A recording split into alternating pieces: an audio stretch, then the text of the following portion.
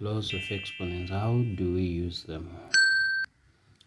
I'm going to be using examples to explain these laws of exponents, and my first example is a to the power of 2 multiplied by a to the power of 3.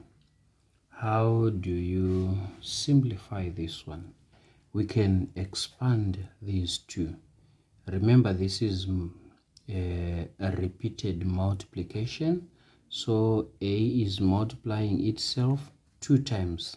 That's what a squared means. And a cubed, it's a is multiplying itself 3 times, so we have a squared multiplied by a cubed. And all in all, how many a's do we have? We have 5 of them. So we are saying a is multiplying itself 5 times. A squared multiplied by a cubed, that's a to the power of 5. I want you to notice that 2 plus 3 also gives us 5. So we do have a law which then says a to the power of m multiplied by a to the power of n is equal to a to the power of m plus n, right? A to the power of 2 multiplied by a to the power of 3.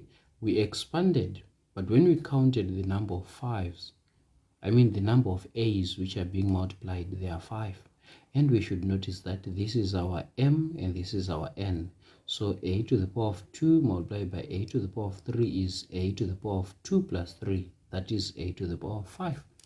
That's why we have this law. And this law applies only if you are multiplying two exponents which have the same base, and you just add the powers. And let's say this is number 1. And then my second example is in division. A to the power of 3 divided by a to the power of 2. And with this one, we also want to make use of expanding. So a to the power of 3 is a multiplying itself 3 times. And this is divided by a, which is multiplying itself 2 times. So this is a cubed divided by a squared. And we know we can cancel these ones, right? A into a, 1, a into a, 1, and we are left with a single a. And that single a can be written as a to the power of 1. This is a to the power of 1. And I want you to notice that 3 minus 2 is equal to 1.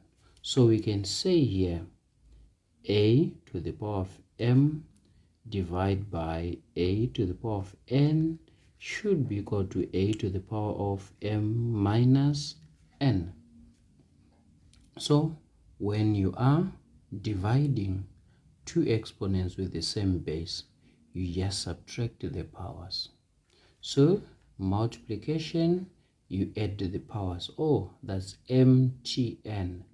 One of my students told me that this is a to the power of mtn. He says he uses mtn. That's how he remembers that first law. And my third example is a to the power of 3 all raised to the power of 2. How do we simplify this one? Using expanding. This exponent inside the bracket is being raised to the power of 2. In other words, we are saying a cubed multiplied by a cubed. A cubed is multiplying itself 2 times, right? And this, if you expand it further, a cubed is going to be a times a times a. And then this is multiplied by a times a times a. So this is a cubed multiplied by a cubed. But then if you count the number of a's that we have there, how many are they? 1, 2, 3, 4, 5, 6. So in other words, we have a to the power of 6. And I also want you to notice that 3 multiplied by 2, it gives us a 6, right? So we can get a law there which says a to the power of m all raised to the power of n is equal to a to the power of m multiplied by n. That is the other law. And this is number 2, and this should be number 3. That is number 3. So you just remember, if you have a power inside the brackets and a power outside brackets, you just multiply the powers to get the 6 there. That is number 3. And then for number 4, my example for number 4, I have 2 multiplied by 3 all raised to the power of 2. 2 multiplied by 3 all raised to the power of 2. So we are saying this product is multiplying itself 2 times. So we can write it as 2 times 3, the first one, times 2 times 3, the second one. This product multiplying itself 2 times, right? And then if we have to simplify that, how many 2's do we have there as bases? 1, 2. So we can say this is 2 to the power of 2 multiplied by how many 3's do we have? There are 2. So it's 3 to the power of 2 also, right? We don't have to simplify that to get the answers. We already have what we want. 2 times 3, all in brackets, all raised to the power of 2. We can separate, or we can distribute this power. 2 to the power of 2, we write it separately as 2 to the power of 2. And then 3 to the power of 2, we write it separately also as 3 to the power of 2. And we can notice that from this, we can say a, b, 2 bases there, base a and b, all raised to the power of m is equal to a m b m. This is not a full stop, this is not a comma, but in this case is multiplication. So we are saying am multiplied by bm, and this is number 4. This is number 4. Let's go to number 5. Number 5. Number 5, I have this example.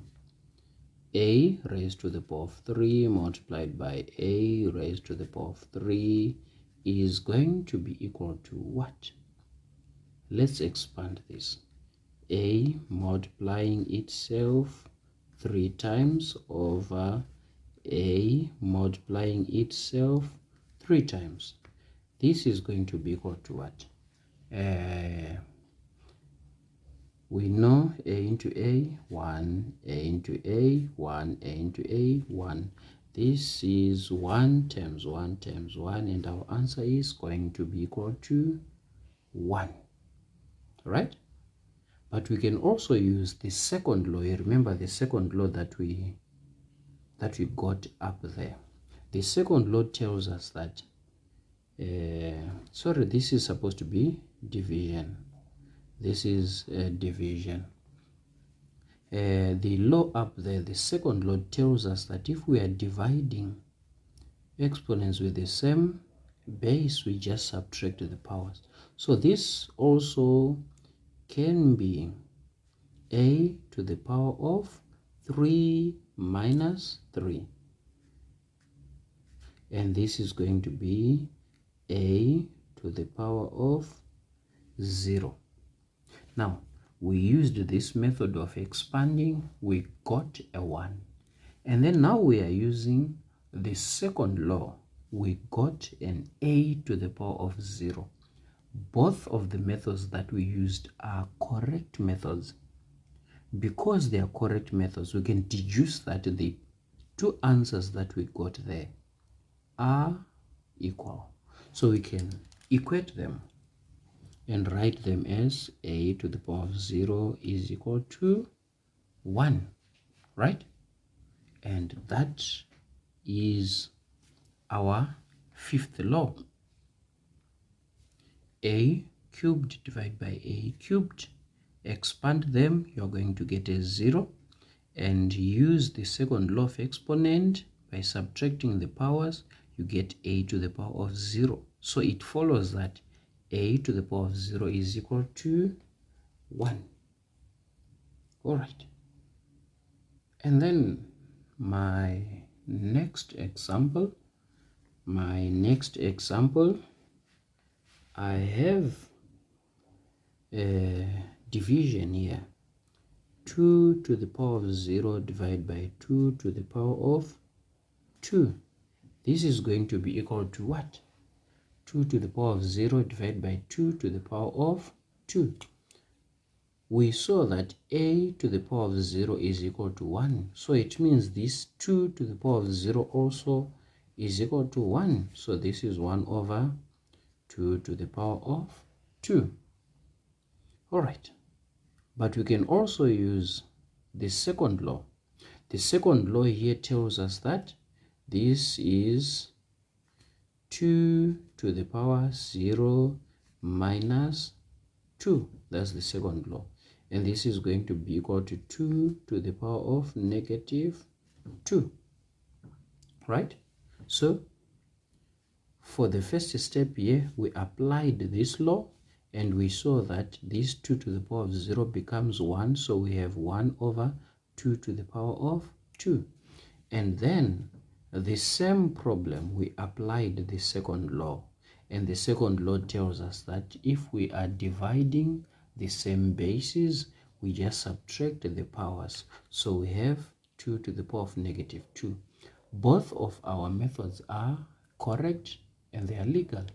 So the answers or the results that we got there, they also are supposed to be equal. So we are saying here 2 to the power of negative 2. 2 to the power of negative 2 is equal to 1 over 2 to the power of 2. In short there, we can write it as a law that says a to the power of negative m is equal to 1 over a to the power of positive m. A to the power of negative m is equal to 1 over a to the power of positive m. And we can say this is number 6. We can say that's number 6. And let me write these 6 laws. So in summary, these are the laws that we just discussed. And in my next video, I'm going to show you how to use these laws. And I'm going to use these laws in this order. So if I say the first law, you should know I'm talking about this one about multiplication, the second law about the one for division, and the third law is about this one for multiplying powers. That's how I'm going to be referring to them, law number 1, law number 2, in this order. But they are not necessarily in that order, but I'm just putting them in that order. Continue enjoying.